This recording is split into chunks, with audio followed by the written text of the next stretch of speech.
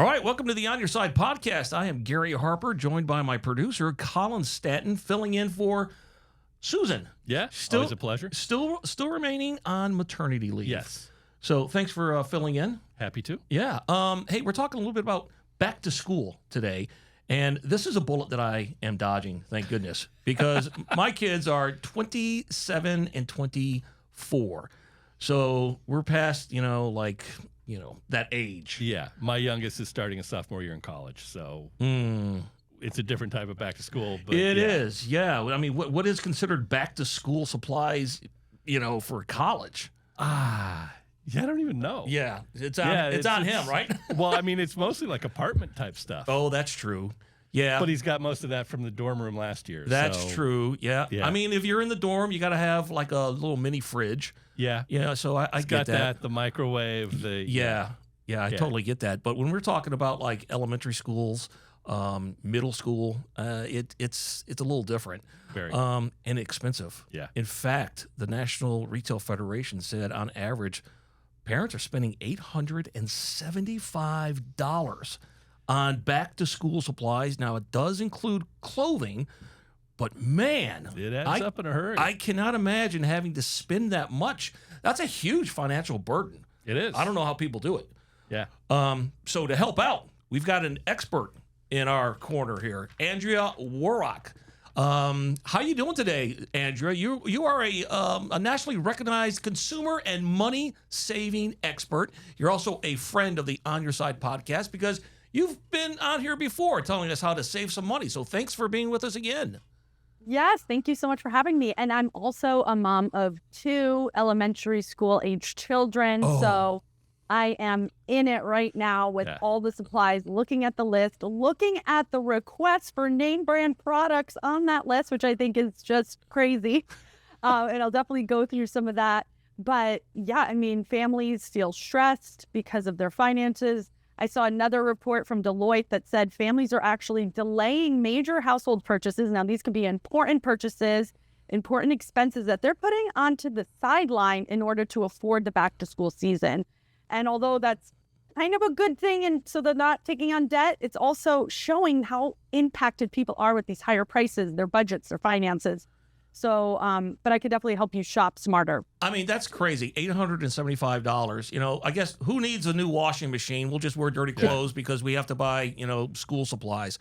But you put out some tips that I found rather interesting. And one of them was the electronics. I mean, that was computers and stuff. That's something I did have to deal with.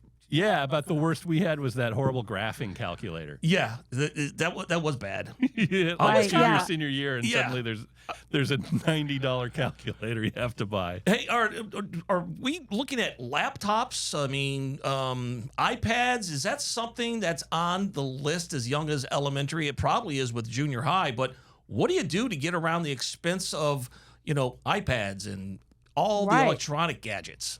Yeah, so the National Retail Federation, when you dig into the data further, it says that of that $875, $300 of it is going to just electronics for school. And like you mentioned, definitely junior high school, there's a bigger push for that, but we're seeing the tablets, the laptops, all that being used in elementary, younger grades. And even if they're not using them in the classroom, you need them at home these days. I mean, my daughter had typing homework. You need to print stuff out. You need a printer, paper, ink, right? So all of that really does add up. And the good thing, though, is that there are some options. I would, first of all, recommend parents to speak with their school admin, find out, are there resources available, especially maybe if you're struggling. They could have some electronics that you can borrow to take home to use for certain projects. Obviously, your local library might also be a resource.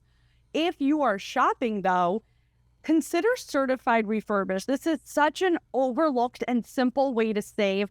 Certified refurbished, what does it mean? It means that an electronic was either opened, then returned and never used, but now the retailer has to resell it as refurbished, or it's been repaired and promised to work and look like new. And these certified electronics come with a warranty. They have a money-back guarantee. You can make a return if it doesn't work, and as long as you're buying from a reputable retailer. So you could go to like Amazon Renewed, eBay, Best Buy, Walmart. All these stores do have the certified refurbished. And I was looking online just to give you an example, 56% off the Fire HD 10 Plus tablet when you went with the refurbished option rather than the brand new. I think that's a big ask from school districts to ask parents to pay, $300 or more for an electronic, device. I think that's a big ask. But they're doing it, and they do it with a smile on their face because then don't forget, some parents actually want to send their kids, especially in the older grades, maybe with smartphones or smartwatches. So that's also kind of being thrown into the pile. Mm-hmm. And I get it, because sometimes it's easier to get in touch with driving and pickups and sports practice. And so, that's something else the families really need to consider as well. You had mentioned something about timing your school purchases to the perfect time. And I think you even suggest, buying after school starts, which is kind of a great idea. Right. Okay. So first of all, a lot of people will get this school supply list. What you could do is reach out to the teacher if you have the email, or the admin of the school who sent it to you. Ask, what do I need right now? What are you going to use? In some cases, what we see with elementary, lower grades is that they're actually just pooling supplies. So maybe you don't need to bring the markers and all those extra little things. Maybe it doesn't amount to that much, but $40 savings is still $40 and a lot for people right now. And maybe you could bring it a month later. You know what I mean? There are other things that you can shop for after school starts. For instance, clothing. Have your kids make do with what they have now. It's hot anyway. They don't need the fall clothing until much later into the school year. We're going to see bigger sales on clothing in October, November, especially around that Black Friday sales cycle. That's a good time to buy winter clothing as well. Or even the electronic. If you could make do with something old or borrowed, that would be a better time to buy. Absolutely. If I'm looking for sort of just the basic classic back to school stuff, the folders, pencils, paper, stuff like that, should I be jumping store to store and looking around here, or am I better off just picking one, your Target, Walmart, something like that, and just grabbing everything there? I mean, comparison shopping and then hunting down the deals is really going to help you get that rock bottom price, really help you stretch your dollars. But I get it. In reality, most of us working parents don't want to spend all our time jumping from store to store to store because, time is money too. So I have to say, if you are trying to knock it out all at once, the best and fastest, most efficient way to save on those basic supplies is just to stick with the store brand. So say you go to Target. Target's Up and Up notebook is going to cost you $1. The same exact notebook, but with the 5-star label and maybe a little bit of a different color mix, is going to cost you $3. That's a $2 savings on just one item. So multiply that by the 20 items you need to buy. Easy way to save, and you are not sacrificing quality. If you are willing to maybe hop around to different stores, maybe planning to go to Office Depot on your way to work or Walmart on your way back from grocery shopping or whatever, then I would just pay attention to what their sales cycles are. Look at their circular that day that you might be driving by. They could have what we call loss leaders. Those will be deeply discounted school basics, maybe 25-cent pack of crayons, or a 10-cent notebook or a 10-cent folder, something like that. Run in, just grab a few of those, and you can really get prepped for very little money. You mentioned another tip, and this is kind of a no-brainer, but it's a good idea.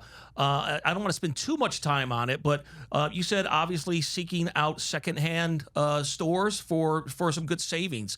What can you get, say, at a secondhand store that would be okay for kids to take back? I mean, clothing, hands down, do not buy brand new clothing unless you're getting 30% off or more. They're going to grow out of it maybe within even just a few months, right? So go to a site like Swindle Society. I also like Kitty Zen. Both of these sites sell clothing at a discount, maybe up to 90% off regular retail. Or what's also cool, they allow you to trade clothing. They'll send you a bag, fill it up with your kids' outgrown clothing. This is really good for uniform pieces as well.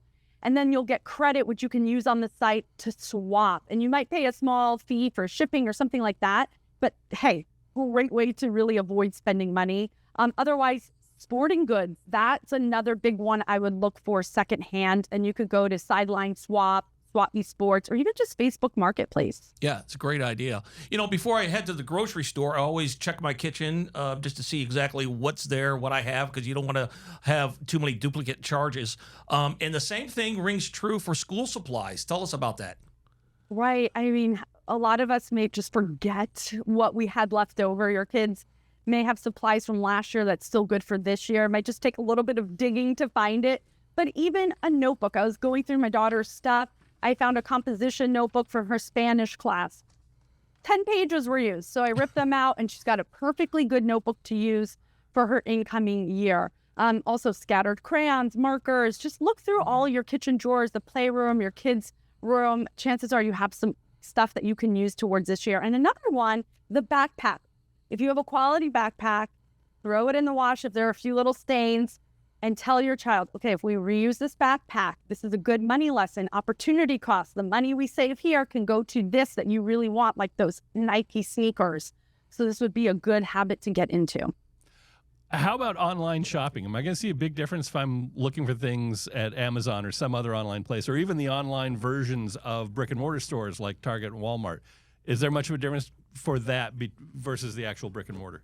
You know, retailers are pretty tricky and they do fluctuate prices. And sometimes you'll have a cheaper price online than in store. So actually, it's a good point to bring up, because anytime you're in Target or Walmart or one of these big stores, check the online price. Even Old Navy, they will sometimes run a special online, but the cashier will match that lower online price. So don't miss out on that deal.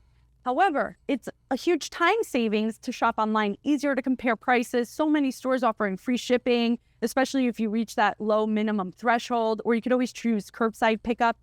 And another perk is that you can earn cash back for those online orders. You can go to a site like couponcabin.com. They will partner with thousands of online retailers offering anywhere from 1 to 25% cash back. Great way to earn something back on all those online school purchases. I mean, if we're saying people are spending almost $900 and you're earning 5% cash back, easy way to make some extra cash, maybe help pay off the purchase or put it towards that specialty thing your child wants, but not really in your budget.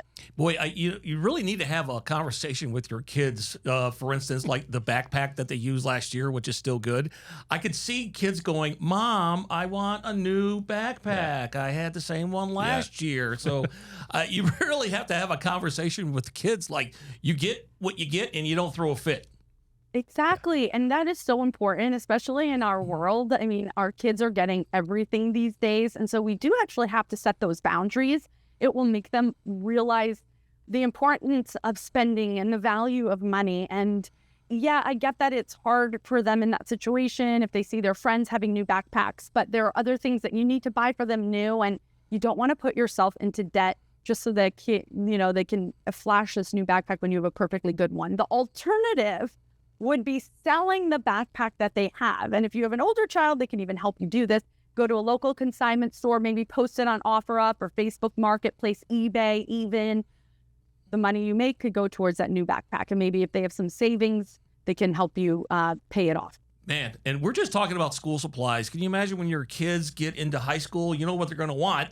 A car. Name brand. Yeah. So I think that's going to be a podcast for in the future, the near future, Andrea, because that is one expense that is extremely expensive. Yeah. So, but we're just talking about school supplies, and it's like I said, I'm so glad my two boys are grown and out of school. But hey, Andrea, thank you so much for those tips and being on the On Your Side podcast.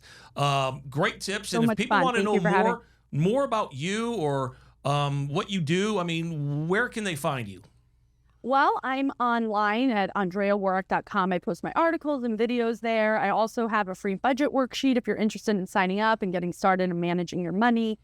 And then on Instagram, follow me at Andrea Waroch, and that's AndreaWaroch. All right, awesome. You're awesome. Thank you so much. Thank you for having me. Thanks, I know our listeners appreciate your money saving tips. So have a great day. Okay.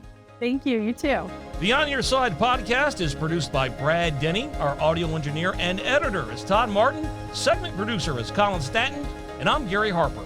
And I'm Susan Campbell. If you have a problem you can't resolve, maybe we can. Send us a message through azfamily.com or our AZ Family mobile app. Look for the On Your Side section and leave us a message. Thanks so much for listening to the On Your Side podcast.